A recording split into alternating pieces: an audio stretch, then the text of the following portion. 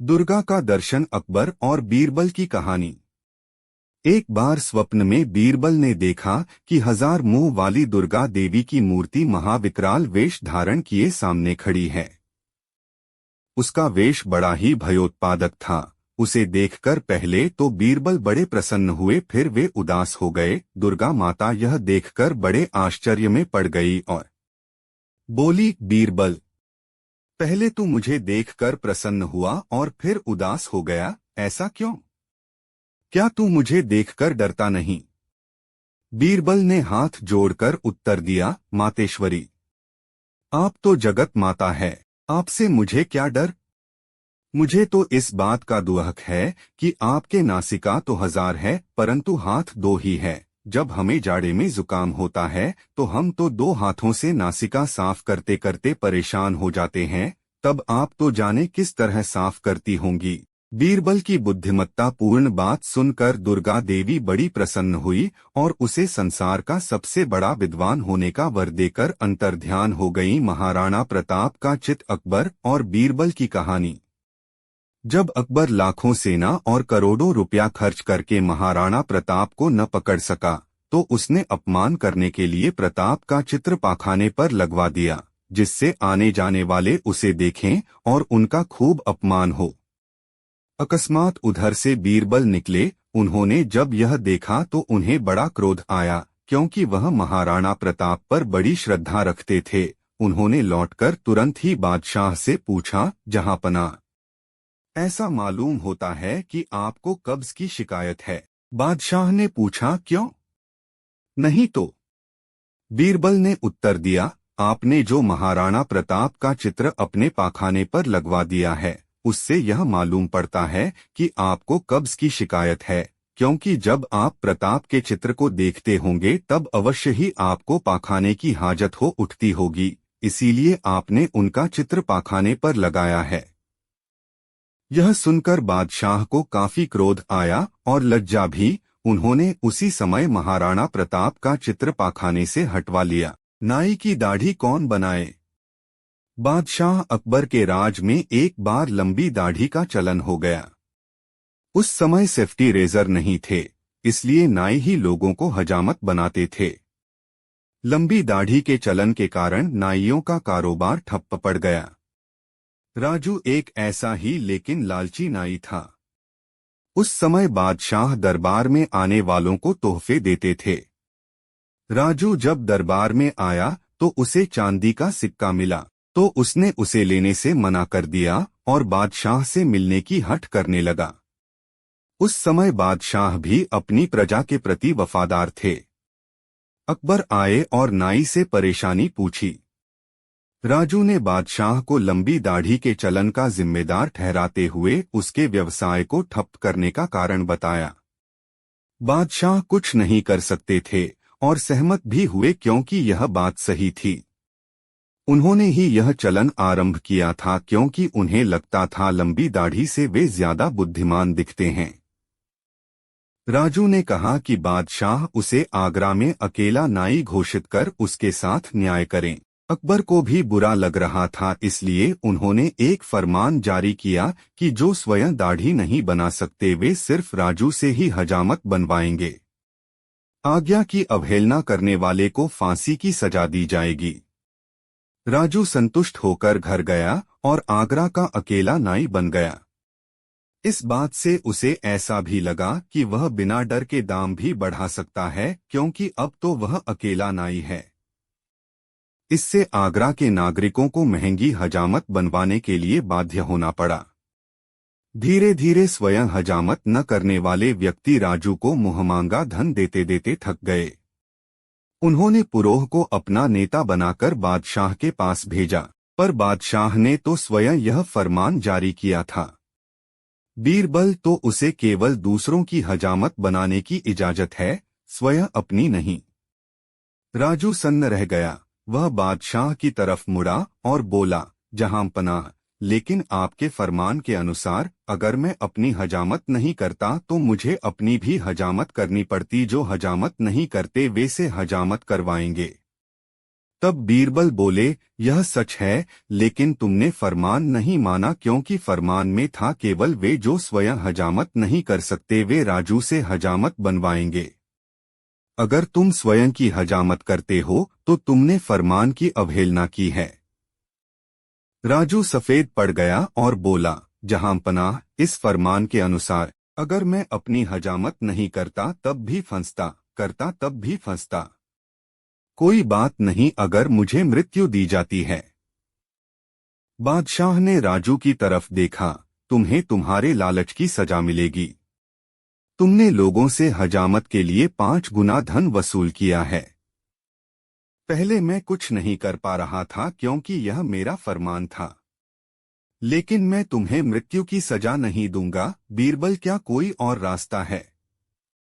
बीरबल बोले, जहांपनाह, यह फरमान केवल आगरा तक सीमित है, इसलिए राजू को आगरा से बाहर निकाल दिया जाए और कानून तोड़ने के लिए उसे माफी दे दी जाए। शिक्षा, इस कहानी से शिक्षा मिलती है कि जो व्यक्ति गलत तरीके से सफलता पाते हैं, एक दिन वे अपने जाल में स्वयं फंस जाते हैं। संतुलित चरित्र के लिए स्वयं पर नियंत्रण आवश्यक है। पंडित जी अकबर बीरबल की कहानी। शाम ढलने को थी, सभी आगंतुक धीरे धीरे अपने घरों को लौटने लगे थे। तभी बीरबल ने देखा कि एक मोटा सा आदमी शर्माता हुआ चुपचाप एक कोने में खड़ा है। बीरबल उसके निकट आता हुआ बोला, लगता है तुम कुछ कहना चाहते हो, बेहिचक कह डालो जो कहना है, मुझे बताओ तुम्हारी क्या समस्या है। वह मोटा व्यक्ति सकुचाता हुआ बोला, मेरी समस्या यह है कि मैं पढ़ा लिखा नहीं हूँ, मैंने अपनी शिक्षा पर ध्यान नहीं दिया जिसका मुझे खेद है। मैं भी समाज में सिर उठाकर सम्मान से जीना चाहता हूँ, पर अब नहीं लगता है ऐसा कभी नहीं हो पाएगा। नहीं, कोई देर नहीं, ऐसा जरूर होगा यदि तुम हिम्मत न हारो और परिश्रम करो। तुम में भी योग्यता है, बीरबल ने कहा, लेकिन ज्ञान पाने में तो सालों लग जाएंगे। मोटे आदमी ने कहा, मैं इतना इंतजार नहीं कर सकता। मैं तो यह जानना चाहता हूँ कि क्या कोई ऐसा तरीका है कि चुटकी बजाते ही प्रसिद्धि मिल जाए। प्रसिद्धि पाने का ऐसा आसान रास्ता तो कोई नहीं है। बीरबल बोला, यदि तुम वास्तव में योग्य और प्रसिद्ध कहलवाना चाहते हो तो मेहनत तो करनी ही होगी, वह भी कुछ समय के लिए। यह सुनकर मोटा आदमी सोच में डूब गया। नहीं, मुझ में इतना धैर्य नहीं है। मोटे आदमी ने कहा, मैं तो तुरंत ही प्रसिद्धि पाकर पंडित जी कहलवाना चाहता हूँ। ठीक है, बीरबल बोला, इसके लिए तो एक ही उपाय है। कल तुम बाजार में जाकर खड़े हो जाना, मेरे भेजे आदमी वहां होंगे जो तुम्हें पंडित जी कहकर पुकारेंगे। वे बार बार जोर जोर से ऐसा कहेंगे, इससे दूसरे लोगों का ध्यान इस ओर जाएगा, वे भी तुम्हें पंडित जी कहना शुरू कर देंगे। ऐसा होना स्वाभाविक भी है, लेकिन हमारा नाटक तभी सफल होगा जब तुम गुस्सा दिखाते हुए उन पर पत्थर फेंकने लगोगे या हाथ में लाठी लेकर उनको दौड़ाना होगा तुम्हें। लेकिन सतर्क रहना, गुस्से का सिर्फ दिखावा भर करना है तुम्हें, किसी को चोट नहीं पहुंचनी चाहिए। उस समय तो वह मोटा आदमी कुछ समझ नहीं पाया और घर लौट गया। अगली सुबह वह मोटा आदमी बीरबल के कहेनुसार व्यस्त बाजार में जाकर खड़ा हो गया। तभी बीरबल के भेजे आदमी वहां आ पहुंचे और तेज स्वर में कहने लगे, पंडित जी, पंडित जी, पंडित जी। मोटे आदमी ने यह सुन अपनी लाठी उठाई और भाग पड़ा उन आदमियों के पीछे, जैसे सच ही में पिटाई कर देगा। बीरबल के भेजे आदमी वहां से भाग निकले, लेकिन पंडित जी का राग अलापना उन्होंने नहीं छोड़ा। कुछ ही देर बाद आवारा लड़कों का वहां घूमता समूह पंडित जी चिल्लाता हुआ उस मोटे आदमी के पास आ धमका। बड़ा मजेदार दृश्य उपस्थित हो गया था। मोटा आदमी लोगों के पीछे दौड़ रहा था और लोग पंडित जी कहते हुए नाच गाकर चिल्ला रहे थे। अब मोटा आदमी पंडित जी के नाम से प्रसिद्ध हो गया। जब भी लोग उसे देखते तो पंडित जी कहकर ही संबोधित करते। अपनी ओर से तो लोग यह कहकर उसका मजाक उड़ाते थे कि वह उन पर पत्थर फेंकेगा या लाठी लेकर उनके पीछे दौड़ेगा। लेकिन उन्हें क्या पता था कि मोटा तो चाहता ही यही था, वह प्रसिद्ध तो होने ही लगा था। इसी तरह महीनों बीत गए। मोटा आदमी भी थक चुका था। वह यह भी समझ गया था कि लोग उसे सम्मानवश पंडित जी नहीं कहते, बल्कि ऐसा कहकर तो वे उसका उपहास करते हैं। लोग जान गए थे कि पंडित कहने से उसे गुस्सा आ जाता है। वह सोचता था कि शायद लोग मुझे पागल समझते हैं। यह सोचकर वह इतना परेशान हो गया कि फिर से बीरबल के पास जा पहुंचा। वह बोला, मैं मात्र पंडित जी कहलाना नहीं चाहता। वैसे मुझे स्वयं को पंडित कहलवाना पसंद है और कुछ समय तक यह सुनना मुझे अच्छा भी लगा। लेकिन अब मैं थक चुका हूँ। लोग मेरा सम्मान नहीं करते, वो तो मेरा मजाक उड़ाते हैं। मोटे आदमी को वास्तविकता का आभास होने लगा था। मोटे आदमी को यह कहता देख बीरबल हंसता हुआ यह बोला, मैंने तो तुमसे पहले ही कह दिया था कि तुम बहुत समय तक ऐसा नहीं कर पाओगे। लोग तुम्हें वह सब कैसे कह सकते हैं जो तुम हो ही नहीं। क्या तुम उन्हें मूर्ख समझते हो?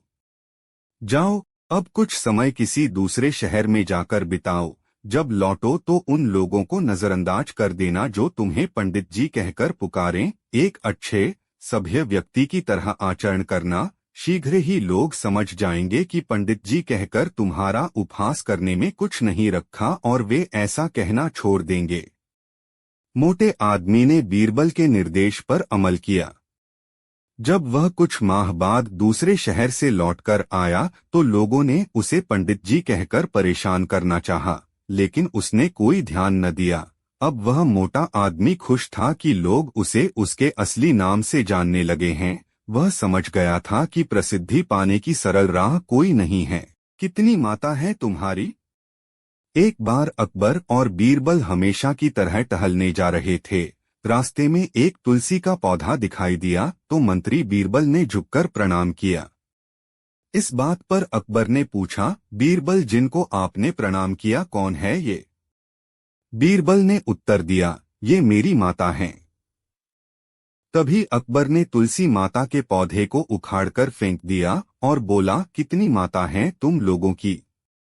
बीरबल को उसका जवाब देने की एक तरकीब सूझी। आगे एक बिच्छू पत्ती नाम का खुजली वाला झाड़ मिला। बीरबल ने उसे दंडवत प्रणाम कर कहा, जय हो बाप मेरे। अकबर को गुस्सा आया और दोनों हाथों से झाड़ को उखाड़ने लगा। इतने में अकबर को भयंकर खुजली होने लगी तो अकबर बोला, बीरबल ये क्या हो गया? बीरबल ने कहा, आपने मेरी माँ को मारा इसलिए ये गुस्सा हो गए। अकबर जहां भी हाथ लगाता खुजली होने लगती तथा बोला कि बीरबल जल्दी ही कोई उपाय बताओ। बीरबल बोला, उपाय तो है, लेकिन वो भी हमारी माँ है तथा उससे ही विनती करनी पड़ेगी। अकबर बोला, जल्दी करो। आगे गाय खड़ी थी। बीरबल ने कहा, गाय से विनती करो कि हे माता दवाई दो। गाय ने गोबर कर दिया और अकबर के शरीर पर उसका लेप करने से फौरन खुजली से राहत मिल गई। अकबर बोला, बीरबल अब क्या हम राजमहल में ऐसे ही जाएंगे? बीरबल ने कहा, नहीं बादशाह, हमारी एक और माँ है। सामने ही गंगा बह रही थी। आप बोलिए हर हर गंगे, जय गंगा मैया की और कूद जाइए। नहाकर अपने आप को तरोताजा महसूस करते हुए अकबर ने बीरबल से कहा कि ये तुलसी माता, गौ माता, गंगा माता तो जगत माता हैं। इनको मानने वालों को ही हिंदू कहते हैं।